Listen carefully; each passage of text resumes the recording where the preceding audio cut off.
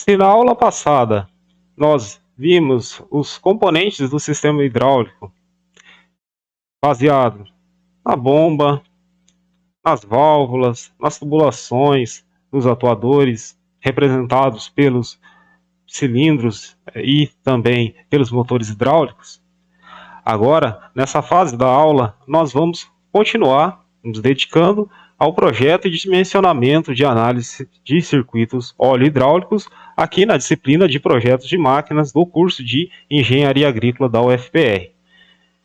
E, em específico, nós vamos trabalhar com um exercício.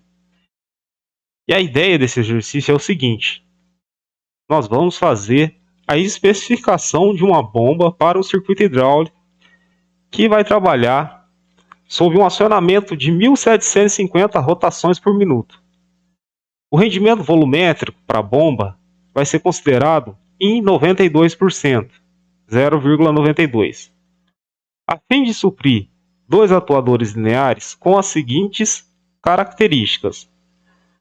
Nesse caso em específico, o avanço e o retorno simultâneo é realizado com o diâmetro do pistão possui 63 milímetros e o diâmetro da haste possui 45 milímetros. A velocidade do avanço é igual a 5 centímetros por segundo e a velocidade em retorno é de 8 centímetros por segundo. Então vamos iniciar a resolução desse exercício começando a trabalhar no cálculo da vazão. E nós vamos calcular a vazão, lembrando que no caso da vazão, nós vamos calcular a vazão da bomba, primeiramente em avanço. E esse cálculo da vazão da bomba em avanço, nós vamos fazer baseado na equação da continuidade. E vocês lembram que a equação da continuidade é dada em função da velocidade e também da área. Nesse caso em específico, a área de seção transversal no avanço é uma função da área do pistão. E a velocidade também é a velocidade de avanço do pistão. Então, essas vão ser as métricas para nós calcularmos a vazão da bomba em avanço. Nesse caso em específico, nós vamos calcular a velocidade de avanço, considerando que a velocidade do pistão em avanço é de 5 centímetros por segundo. Se é 5 centímetros por segundo, isso significa que é 0,5 metros por segundo. Essa é a velocidade em avanço, 0,025 metros por segundo. Já a área do pistão vai ser uma função do diâmetro do pistão. O diâmetro do pistão que é calculado, que é utilizado para o cálculo da área, nós vamos aí considerar no cálculo da área do pistão, a área de seção transversal, a equação que coloca o π multiplicado pelo diâmetro do pistão. Lembrando que nesse caso em específico, o diâmetro do pistão possui um diâmetro de 63 milímetros, ou seja, 0,063 milímetros. Lembrando que a área de seção transversal é πd ao quadrado,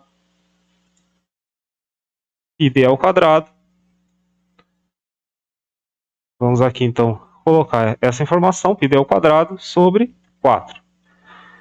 Fazendo esse cálculo, nós vamos observar a vazão da bomba em avanço. E é o que nós vamos fazer agora. Vamos então calcular essa vazão da bomba em avanço e nós vamos chegar no valor de 1,558 vezes 10 a menos 4. Mas nós temos aqui um resultado em metros cúbicos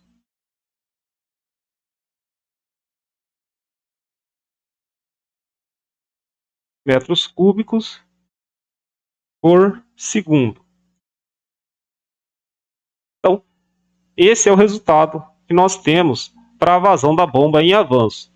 Agora, nós vamos fazer um cálculo semelhante, mas nós vamos calcular a velocidade, nós vamos considerar a vazão, porém, nós vamos calcular a vazão quando nós temos o retorno do pistão, o recuo do pistão. Então, se antes nós calculamos a vazão da bomba em avanço, agora vamos calcular a demanda de vazão da bomba durante o retorno do pistão. E para o cálculo, nós também vamos considerar a equação da continuidade. Porém, nós vamos utilizar a velocidade da haste em retorno e na área de seção transversal, nós vamos considerar a área do pistão menos a área da haste, porque é a área útil onde está ocorrendo a pressão para esse retorno. Então, no retorno do pistão, a área útil onde ocorre o desenvolvimento de pressão vai ser dado pela área do pistão menos a área da haste.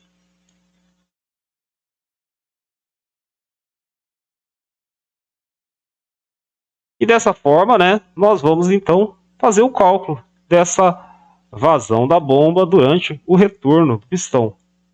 Na verdade, nós estamos calculando a demanda de vazão.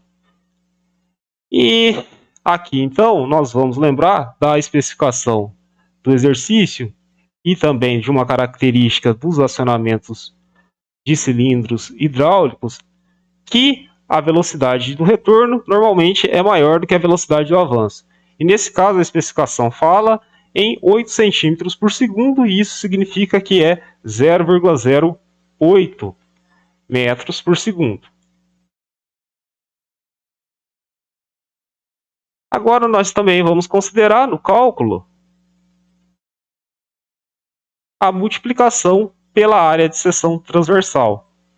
E a área de seção transversal, nós vamos considerar a área do pistão, que nós já tínhamos calculado no passo anterior, só que agora nós também vamos descontar a área da haste, para nós então observarmos a seção que realmente está ocorrendo o processo de pressão. E aqui nós temos então esse cálculo, e em que nós então estamos fazendo a equação da continuidade, utilizando a equação da continuidade para observar a vazão da bomba durante o retorno. Fazendo essas contas, nós vamos chegar no valor da vazão da bomba, da demanda de vazão da bomba durante o retorno. E o valor que, fazendo essas contas, o valor que nós vamos observar vai ser de 1,22 vezes 10 a menos 4. Vezes 10 a menos 4 metros cúbicos por segundo. Então vamos aqui fazer a primeira consideração. Vejam que a demanda de vazão durante o avanço é maior do que a demanda de vazão durante o retorno, mesmo que a velocidade no retorno seja maior.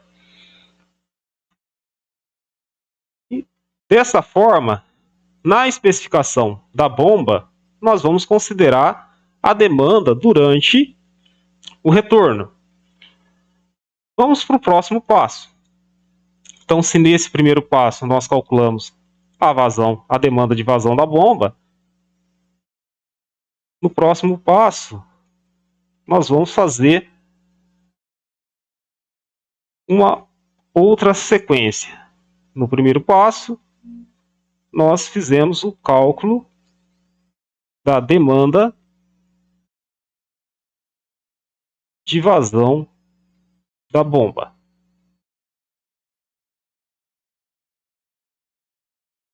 Vamos agora, então, para um segundo passo. E nesse segundo passo, que nós vamos observar?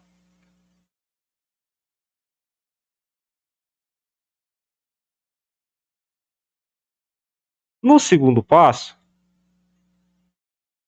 nós vamos observar o volume de absorção, a demanda por volume de absorção da bomba. Por que isso?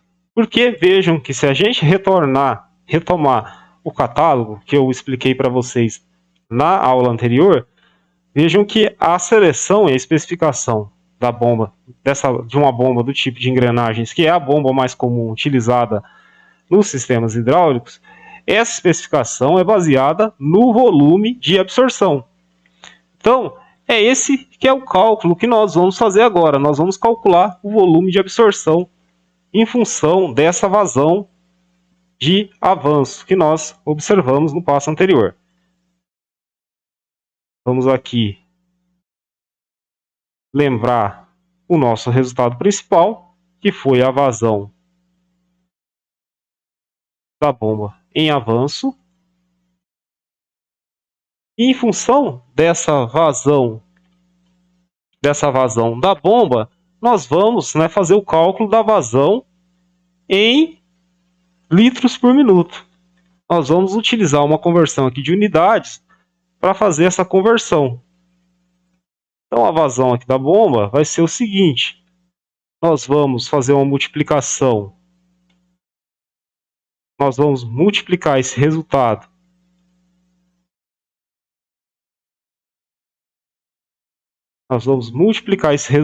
pela seguinte informação. Nós vamos aqui lembrar que 1.000 litros equivale a 1 metro cúbico.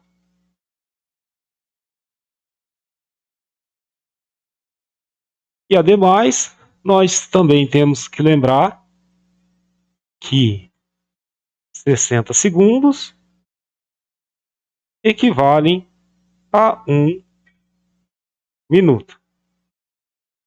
Fazendo esses cálculos, nós vamos fazer a conversão dessa vazão da bomba em avanço, antes especificada em metros cúbicos por segundo.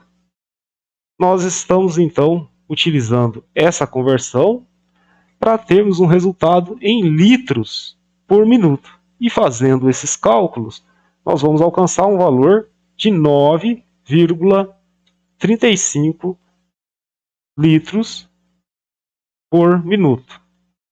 9,35 LPM. Nós podemos aqui também especificar dessa forma em que nós temos o litro por minuto. 9,35 LPM, repetindo. No próximo passo, agora, nós já podemos calcular a vazão de absorção da bomba. Lembrando que o símbolo de vazão de absorção, nós vamos aí utilizar o V minúsculo e podemos aí considerar o B, porque nós estamos fazendo uma alusão à bomba. Então, volume de absorção da bomba. E o volume de absorção da bomba é baseado na sua vazão. E nesse caso, nós observamos que a vazão é de 9,35 LPM. Nós vamos considerar, nesse cálculo também, a velocidade de acionamento. E nesse caso, a velocidade de acionamento é de 1.750 revoluções por minuto. 1.750 revoluções por minuto. Como aqui nós temos, né, esse minuto sendo dividido dessa forma, esse valor desse resultado ele pode ser transferido aqui para essa parte de cima da equação. Então, nós temos este resultado. 1.750 revoluções por minuto. E ainda no cálculo, nós também vamos considerar a seguinte conversão. Nós vamos considerar a conversão de litros para centímetros cúbicos. Para isso, nós vamos considerar que 1000 centímetros cúbicos equivalem a 1 litro.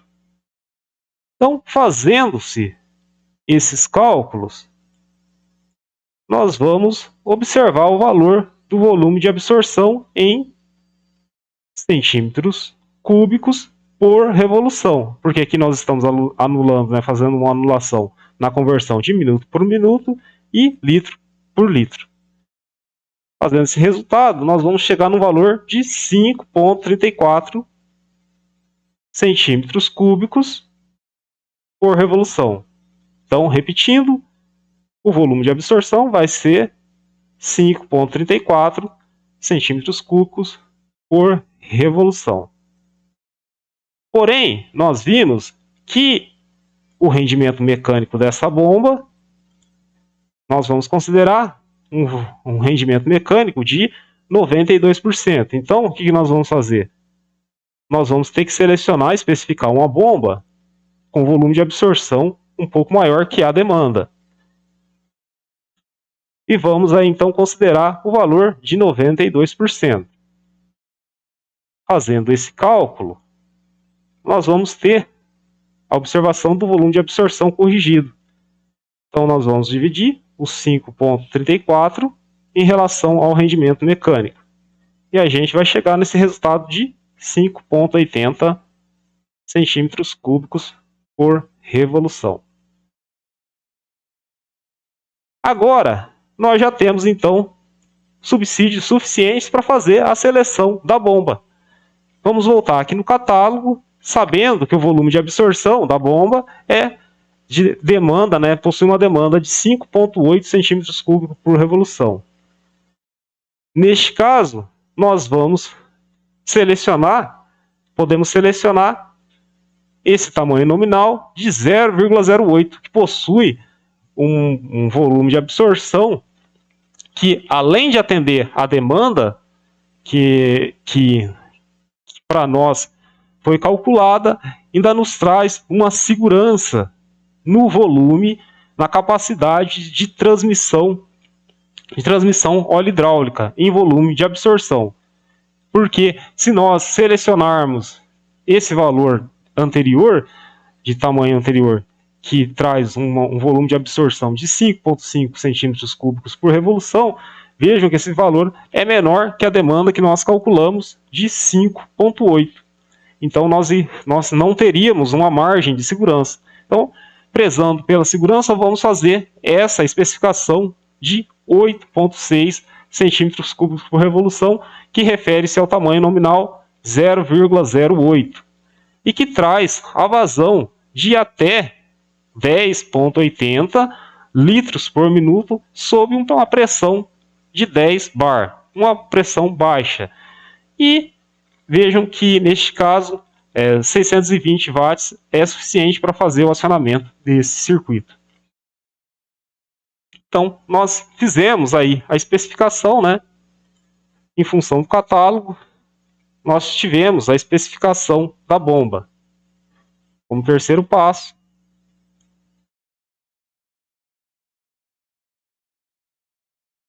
nós vimos a especificação da bomba em função do catálogo.